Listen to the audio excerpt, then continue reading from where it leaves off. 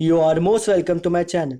इस वीडियो में हम स्टार्ट करेंगे लिमिट्स। उसमें सबसे पहले हम देखेंगे लिमिट्स होती क्या, देन उसके यूजेस, देन उसकी प्रॉपर्टीज़। चलो शुरू करते हैं लिमिट्स के साथ कि वो होता क्या एक्चुअली में।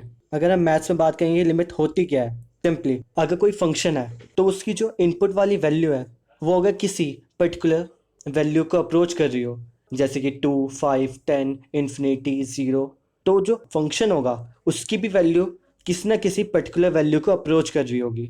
इसी को हम लिमिट्स कहते हैं। आगे हम इसके क्वेश्चंस करेंगे तो हमें और अच्छे से समझ में आएगा लिमिट्स होती क्या है, कैसे उसको अप्लाई करना है क्वेश्चंस में। पर उससे पहले हम देख लेते हैं इसके यूजेस क्या क्या है। अगर हमें लिमिट्स आती होगी तो हम आसानी से समझ पाएंगे क्वांटिटी वाले कॉन्सेप्ट को। एंड ऐसी हमें अगर लिमिट्स का आइडिया है तो हम डिफरेंशिएशन को भी आसानी से समझ सकते हैं, और साथ ही एंटी डेरिवेटिव जो कि है इंटीग्रेशन, वो भी हम समझ सकते हैं। नाउ अब हम देख लेते हैं इसकी प्रॉपर्टीज। नाउ अज्यूम कर लेते हैं दो फंक्शंस हैं, पहला एफ एक्स एंड दूसरा जी एक्स। अगर इन दोनों का सम हो रहा हो या डिफरेंस हो रहा हो तो सिंपली जो लिमिट लगी होगी बाहर वो दोनों में लग जाएगी। एंड ऐसी प्रोडक्ट में क्या होगा, अगर लिमिट बाहर है और एफ एक्स और जी एक्स का मल्टीप्लिकेशन हो रहा है तो सिंपली लिमिट जो होगी वो दोनों में लग जाएगी। एंड ऐसी क्वेश्चन में भी यही सेम होगा, अगर एफ एक्स और जी एक्स डिवाइड में होंगे तो लिमिट दोनों में लग जाएगी। अगर किसी केस में जो फंक्शन है वो मल्टीप्लाई हो रहा हो किसी कांस्टेंट से या डिवाइड हो रहा हो किसी कांस्टेंट से, तो सिंपली जो कांस्टेंट वैल्यू होगी वो बाहर चली जाएगी लिमिट के। एंड अगर फंक्शन की वैल्यू ही कांस्टेंट हो जाए तो क्या होगा, अगर लिमिट लगी हुई है उस फंक्शन पे तो सिंपली जो फंक्शन की वैल्यू होगी जो कि है कांस्टेंट वो आ जाएगी, वो होगा एज एन आंसर हमारा। एंड अगर अब फंक्शन nth रूट में है तो क्या होगा, सिंपली जो nth रूट है वो बाहर चली जाएगी लिमिट के। एंड जैसे हम लिमिट को सॉल्व करते हैं वैसे ही सॉल्व करना है, पर यहाँ पे जो n की वैल्यू होगी वो पॉजिटिव इंटीजर होनी चाहिए, नेगेटिव नहीं हो सकती। एंड लास्ट प्रॉपर्टी है limit x tends to a, x की पावर n माइनस a की power n divide by x minus a। तो उसकी सिंपली वैल्यू क्या है, n a की पावर n माइनस वन, और यहाँ पे जो n है वो सिंपली एक पॉजिटिव नंबर होगा। नाउ अब हम देख लेते हैं इस पर बेस्ड न्यूमेरिकल्स, ताकि ये जो प्रॉपर्टीज़ है वो हमें और अच्छे से समझ में आए। पहला example, limit x tends to 4। यहाँ पे जो लिमिट लगी है वो किस पे लगी है, एक कांस्टेंट वैल्यू पे लगी है, तो सिंपली जो कांस्टेंट वैल्यू होगी यही आंसर हमारा। नाउ अब हम देख लेते हैं बी। यहाँ पे क्या है, limit x tends to 4 3x cube. अब यहाँ पे क्या है, 3x क्यूब है और 3 हमें पता है एक कांस्टेंट है, तो वो जो होगा वो लिमिट के बाहर चला जाएगा। एंड x क्यूब है, यहाँ पे हम x की वैल्यू डायरेक्ट रिप्लेस कर सकते हैं, क्योंकि रिप्लेस करने पे क्या हो रहा है, यहाँ जो हमारे पास आंसर आया वो फाइनाइट आ रहा है, इसलिए हम इसकी डायरेक्ट वैल्यू रिप्लेस कर सकते हैं यहाँ पे। तो हमने डायरेक्ट रिप्लेस की वैल्यू तो क्या बन गया, 3 इंटू 4 की पावर क्यूब, तो यहाँ से आंसर आ गया 192। नाउ अब थर्ड देख लेते हैं एग्जाम्पल। यहाँ पे क्या है, limits x tends to 2 6x plus 5। तो यहाँ पे प्लस हो रहा है तो हम यहाँ पे लिमिट दोनों में लगा देंगे, लगा दी। देन 6 जो है वो एक कांस्टेंट है तो बाहर चला जाएगा लिमिट के।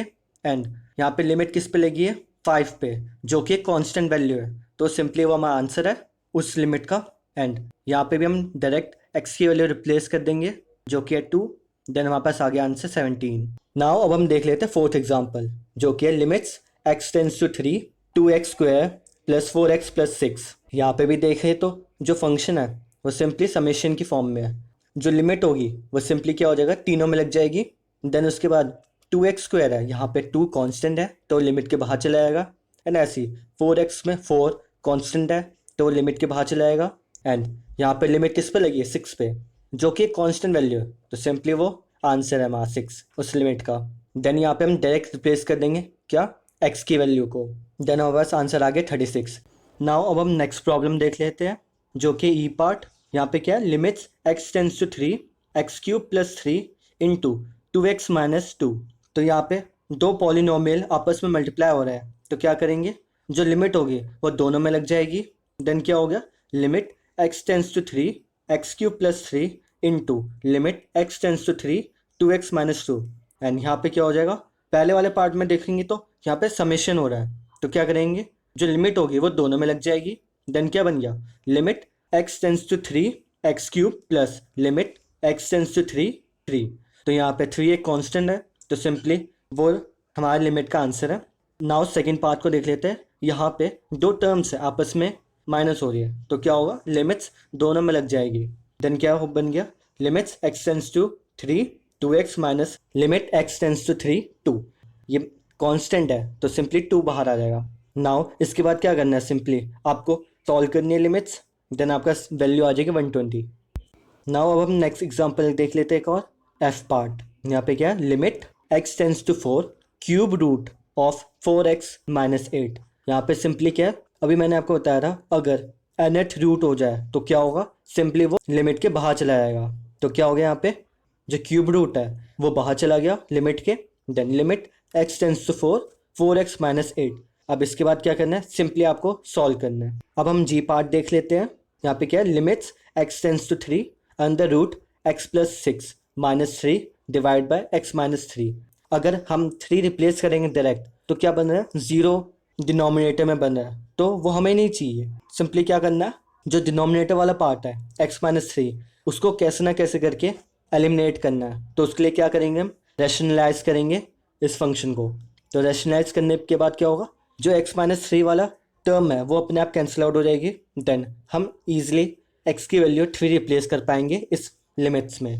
देन हमारे पास वैल्यू आ जाएगी 1/6। अब हम लास्ट एग्जांपल देख लेते हैं जो कि limits x tends to 0 x by mod x।